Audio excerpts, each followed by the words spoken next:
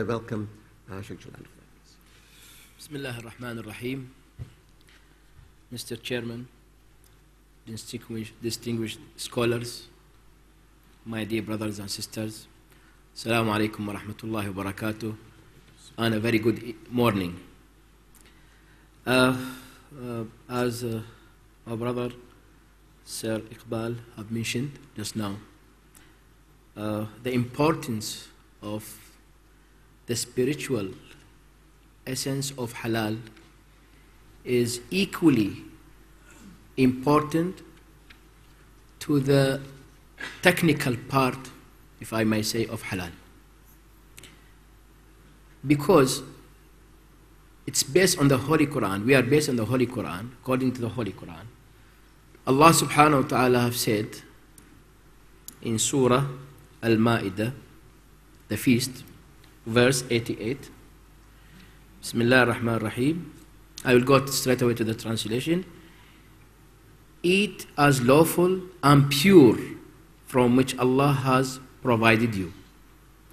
So this is what we call it, halal and tayyib, because he said, وَكُلُوا مِمَّا رَزَقَكُمُ اللَّهُ حَلَالًا طَيِّبًا. There are two things here, halal and tayyib. The meaning of halal and the methods of halal and the technical part of it, inshallah, our brother Sheikh Turki will go through it.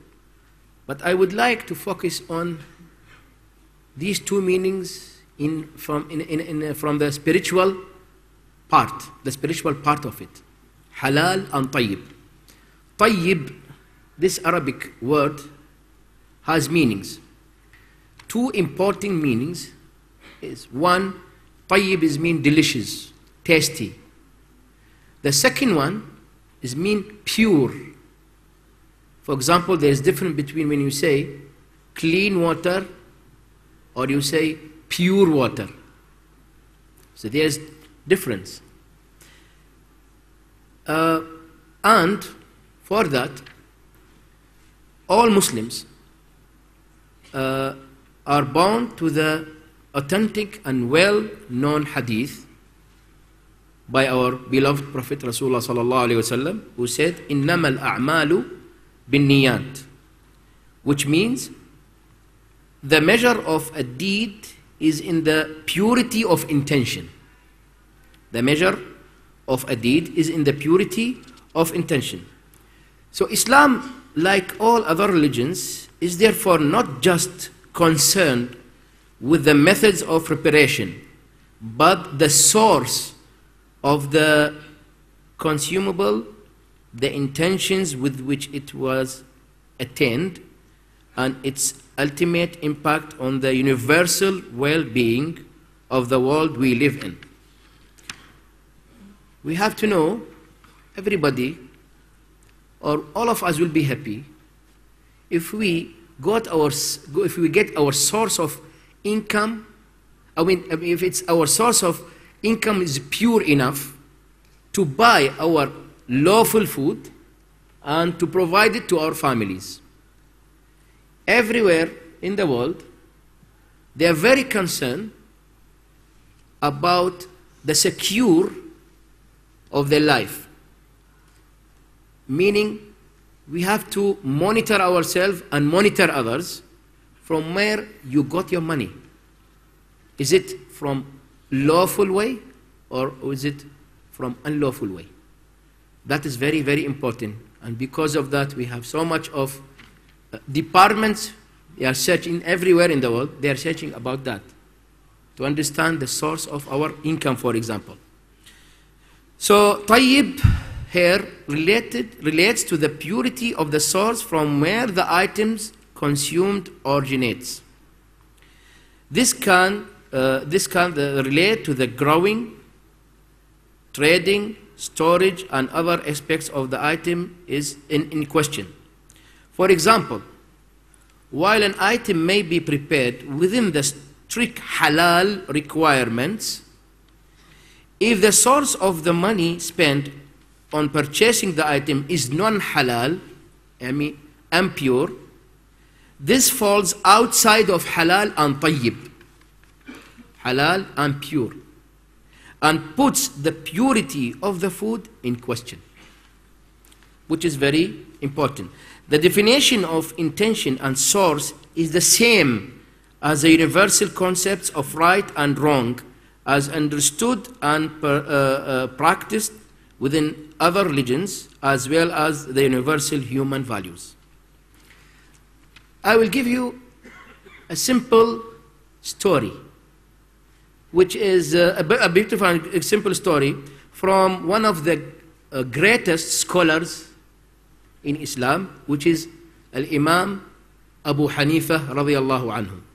He's one of the greatest scholars in Islam, and he is the head of school of thought, which is, they call it Hanafi madhab. Sayyidina Abu Hanifa radiyallahu anhu, he was walking one day, and he saw someone who go to a shop, and he robbed, he theft apple, one piece of apple. And then he walked to one poor man who was sitting aside, and he gave him the apple. So Abu Hanifa was watching. Then he got to the person who have done so. And he said, what you have done? You have taken this, this is a robbery. And you give it as a charity. The person said, well, my understand is, in Islam, if you do any good deeds, it can be multiple for you to 10 times. So the sin will be equal to 1, but 1 deeds equal to 10. So what I have done now, I take 1 apple, that's considered I committed 1 sin, I gave it to this poor, so consider 10 deeds, so 10 minus 1, I earn 9 deeds, 9 good deeds. So Abu Hanifa, he said, is that your understanding to halal and tayyib? You have taken, you have theft, you have robbed the apple, you committed a sin, an evil deed written against you. You have given it to the poor, 1 more sin written against you, because Allah subhanahu wa ta'ala won't accept only halal and tayyib, have to be pure. So this is make us understand something very important. It's not for me only to be concerned about the food, how it's been slaughtered, but I need to know, which is an Islamic, it's something very important in Islam, from where you got your money to give charity or to buy the food for your children. There is a saying by our Prophet ﷺ, is advice to the mothers and to the wives. If the husband leave the house to search of his sustenance, she should advise him and say to him, fear Allah, be careful on your duty to Allah. Let us eat halal, mean the pure, because we can be patient of being hunger, but we cannot be patient in the hellfire. So it's advice to the husband, and it's advice for everyone in fact. So the source of the charity, as we see, it was non-halal or non-tayyib, and therefore not halal as charity. By stealing and then donating the apple, the person had committed 2 sins, as we just mentioned just now. So the conclusion of this story is that the above example also shows that the halal and tayyib framework also eliminates the false logic that leads some to claim that the ends justify the means.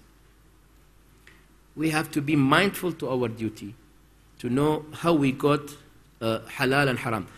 And then about halal and haram. And then that is also, there are 2 types of food. As we are human, we know we are 2 in 1. We are body plus spirit. This is what we call it nafs, soul. If the spirit separate from the body, we are no more soul. They say this corpse and that one, the one gone, spirit. So the physical, the body needs from us food, entertainment, enjoyment in this life. But we forgot about our spirit as well. Allah subhanahu wa ta'ala in the Holy Quran, He said, وَتَزَوَّدُوا فَإِنَّ خَيْرَ الزَّادِ التَّقْوَى. Provide well for yourselves. The best provision is piety. Al-Shaykh Abdul Qadir Al-Jailani radiyallahu anhu, I think my halal time is 5 minutes. So, 1 more minute. Okay, thank you so much, Mr. Chairman. I will end with a saying by Shaykh Abdul Qadir Al-Jailani in one of his beautiful book. He said, eating unlawful food will kill your heart, while eating lawful food will bring it to life. Unlawful food will cause you to be preoccupied with this world and make you fond of committing acts of disobedience, while permissible food will focus your attention on the hereafter and make you fond of performing acts of obedience. And completely lawful food will bring your heart near to your God. So that is, in brief, the meaning of halal and tayyib, and how we have to concern of it as well, in order for us to have happy life for ourselves and for our families and for others as well. Thank you so much.